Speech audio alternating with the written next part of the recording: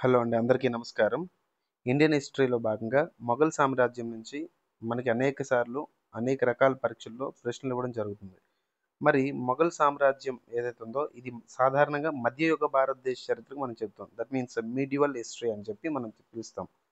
అయితే మొఘల్ సామ్రాజ్యంలో ఎక్కువగా బాబర్ మీద ప్రశ్నలనేవి అడగడం జరుగుతుంది.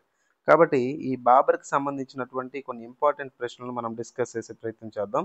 కొన్ని ఇంపార్టెంట్ బిట్స్‌ని. ఓకేనా?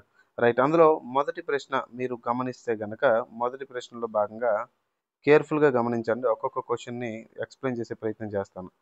మొఘల్ సామ్రాజ్యం స్థాపించింది ఎవరు? మొఘల్ సామ్రాజ్యాన్ని స్థాపించిన ఎవరు అంటే బాబర్‌గా మనం చెప్తాం. ఎవరండి? మొఘల్ సామ్రాజ్యం స్థాపించిన వారు ఎవరు? బాబర్. ఓకేనా? రైట్. తర్వాత బాబర్ యొక్క అసలు పేరేంటి? బాబర్ యొక్క అసలు పేరేంటంటే జహీరుద్దీన్ మహమ్మద్ బాబర్ అని చెప్పి పిలుస్తారండి. యాక్చువల్‌గా ఈ ఇక్కడున్నటువంటి మొఘల్ సామ్రాజ్యానికి సంబంధించినటువంటి వ్యక్తులు ఎవరైతే ఉన్నారో వీరు ఒకప్పుడు ఆఫ్ఘనిస్తాన్ దేశానికి చెందినవారుగా మనం చెప్తాం. ఇక్కడ బాబర్ యొక్క తండ్రి పేరేంటంటే మీర్జా ఉమర్ అని కూడా మనం పిలుస్తామండి. ఓకేనా? రైట్. మరి ఈ బాబర్‌కి సంబంధించినటువంటి అంశాల్లో ఓకేనా? టర్కీలో అమీర్స్ అని పిలుస్తున్నటువంటి ఒక కమ్యూనిటీ ఉంటదండి. ఓకేనా? వారి ప్రకారంగా టర్కీలో ఉన్నటువంటి అమీర్‌ల ప్రకారం బాబర్ అంటే అర్థం ఏంటంటే సింహం అని అర్థం అండి. బాబర్ అంటే ఏంటండి? సింహం అని అర్థం. ఓకేనా? రైట్. తర్వాత బాబర్ యొక్క తండ్రి పేరేంటి? బాబర్ యొక్క తండ్రి పేరేంటంటే మీర్జా ఉమర్ అని చెప్పి మనం చెప్తాం. ఓకేనా? రైట్.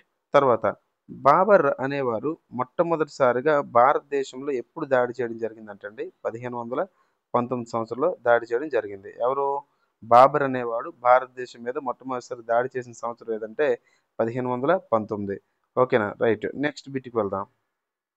బాబర్ అనేవాడు భారతదేశం మీద మొట్టమొదటిసారిగా ఎప్పుడు దాడి చేశాడండి? 1519. మరి 1519లో తను ఏదైతే మొదటి దాడి చేయడం జరిగిందో, మొదటి దాడి ఎక్కడ జరిగిందంటే వాయువ్య భారతదేశంలో జరిగింది. అది ఎక్కడ? బీరా అని పిలుస్తున్నట్టు ఒక ప్రాంతం మీద దాడి చేయడం జరిగింది. మరి ఇదే దాడిలో మొట్టమొదటిసారిగా మన బాబర్ అనేవాడు గన్ పౌడర్ అని పిలుస్తున్నటువంటి ఒక పేలుడు పదార్థాన్ని అంటే ఎక్స్‌ప్లోజివ్ మెటీరియల్‌ని యూజ్ చేయడం జరిగింది. ఓకేనా? అయితే బాబర్ అనేవాడు ఆయన చేసినటువంటి దాడిలో ఐదవ దాడి ఫిఫ్త్ అటాక్ ఏదైతే ఉందో ఓకేనా? ఫిఫ్త్ అటాక్‌లోనే మనకి పానిపట్ యుద్ధం అనేది జరిగింది. పానిపట్ యుద్ధం అనేది జరిగిందంట. ఓకేనా? రైట్.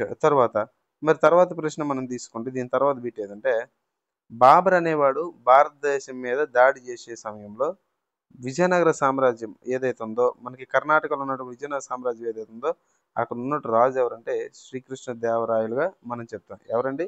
శ్రీకృష్ణదేవరాయలుగా మనం చెప్తాం. ఓకేనా? రైట్. తర్వాత ప్రశ్న చూడండి.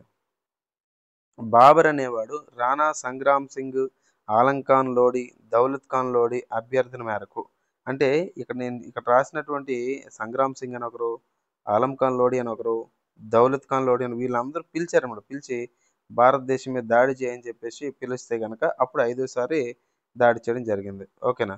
రైట్. మొదటి పానిపట్టు యుద్ధం జరిగిన సంవత్సరం ఎప్పుడు సార్ అంటే 1526 ఏప్రిల్ 21న మొదటి పానిపట్టు యుద్ధం అనేది జరిగిందంట. ఓకేనా? రైట్. నెక్స్ట్ బిట్ చూడండి.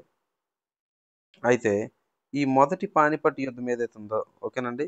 మొదటి పానిపట్ యుద్ధంలో బాబర్ అనేవాడు ఇబ్రహీం ఖాన్ లోడిని ఓడించి ఢిల్లీలో మొఘల్ సామ్రాజ్యం అనేది ఏర్పరిచాడు. చాలా ఇంపార్టెంట్.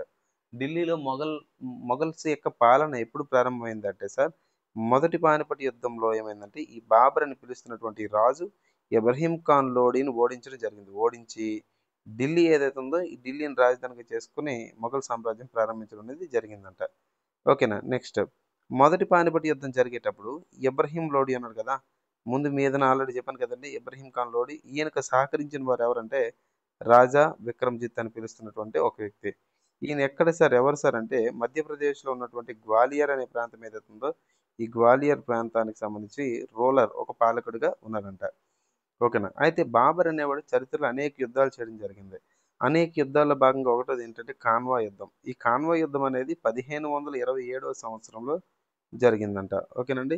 మరి ఇదే కాన్వా యుద్ధంలో బాబర్‌కు బిరుదు కూడా వచ్చింది. అదేంటి? ఘాజీ అని పిలుస్తున్నటువంటి బిరుదు. ఓకేనా? రైట్. మరి బాబర్ ఎప్పుడైతే రాజయ్యాడో, రాజయిన తర్వాత ఈయన కొన్ని మంచి పనులు కూడా చేయడం జరిగింది. ఏంటి? బాబర్ అనేవాడు రాజయిన తర్వాత ముస్లింల పైన స్టాంప్ టాక్స్ అనేది ఉండేది. టంగా అని పిలుస్తున్న ఒక పన్నుండేది. దాన్ని రద్దు చేయడం జరిగిందంట. ఓకేనా? నెక్స్ట్ బాబర్ మరణించినటువంటి సంవత్సరం. బాబర్ ఎప్పుడు మరణించాడంటే 1530 సంవత్సరంలో మరణించడం జరిగింది. బాబర్ అనేవాడు సొంతంగా ఆటోబయోగ్రఫీలు రాస్తాడండి. కాబట్టి ఆయన ఏంటంటే ఇక్కడ బాబర్ తన యొక్క ఆత్మకథ ఏంటంటే బాబర్‌నామా. బాబర్ తను సొంతంగా రాసుకున్నటువంటి ఒక ఆటోబయోగ్రఫీ ఏంటంటే బాబర్‌నామా అని చెప్తాం. ఇది ఏ భాషలో ఉందండి? టర్కీ భాషలో ఉంది. అందుకే బాబర్‌ని మనం స్వీయ చరిత్రలో రారాజు, కింగ్ ఆఫ్ ఆటోబయోగ్రఫీ అని చెప్పి మనం పిలుస్తా ఉంటాం. ఓకేనా? తర్వాత మరి బాబర్ కాలంలో ఓకేనా? బాబర్ కాలంలో కాశ్మీర్ పాలకుడు ఎవరండి? మీర్జా హైదర్ తారిక్ రషీది అనే పుస్తకాన్ని రచించాడు. యాక్చువల్‌గా కాశ్మీర్‌కి సంబంధించిన పాలకుడు ఎప్పుడు బాబర్ కాలంలో. బాబర్ ఎప్పుడు 1526 కదా! 1530 కదా! ఓకే. సారీ 26. 26లో కాశ్మీర్ పాలకుడు ఎవరు? మీర్జా హైదర్. ఆయన ఏం చేశాడంటే 'తారిక్ రషీది' అనే పుస్తకం రాయడం జరిగిందట. ఓకేనా. నెక్స్ట్ బాబర్ యొక్క కుమారుడి పేరు ఏంటంటే, బాబర్ యొక్క కుమారుడి పేరేంటంటే హుమయూన్‌గా మనం చెప్తాం. బాబర్ యొక్క కుమారుడి పేరేంటండి? హుమయూన్.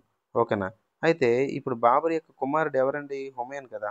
ఈ హుమయూన్ అనేవాడు డిసెంబర్ 29, 1530 సంవత్సరంలో మొఘల్ చక్రవర్తిగా పట్టాభిషేకం చేసుకోవడం జరిగింది. సో, మనోడేంటి బాబర్ అనేది చనిపోయిన తర్వాత 1530 సంవత్సరంలో మొఘల్ చక్రవర్తిగా అనౌన్స్ చేసుకోవడం జరిగిందనమాట. ఇది బాబర్‌కి సంబంధించినటువంటి ఇంపార్టెంట్ బిట్స్. ఓకేనా. వీడియో నచ్చినట్టయితే లైక్ చేయండి, షేర్ చేయండి. మరింత మందికి ఉపయోగపడుతుంది. ఓకేనా. Right. Thank you. Thanks for watching this video. Thank you very much.